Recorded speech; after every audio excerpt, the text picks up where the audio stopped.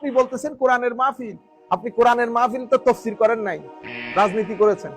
বাংলাদেশে এটা গত 40 বছর ধরে হচ্ছে, কারণ এখানে রাজনৈতিক সভা বন্ধ, ফর এক্সাম্পল, অথবা রাজনৈতিক সভার এজাজত আছে কিন্তু রাজনৈতিক সভা বললে মানুষ আসবে না।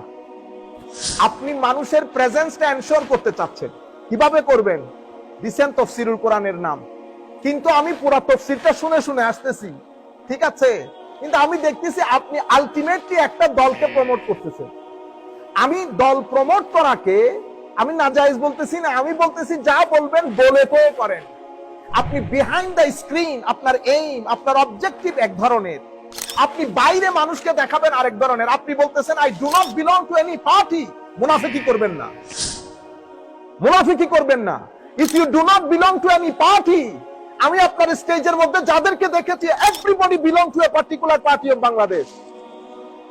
আপনি বুঝতে পেরেছেন? কেন মুনাফিকি করেন? কেন মিথ্যা বলেন?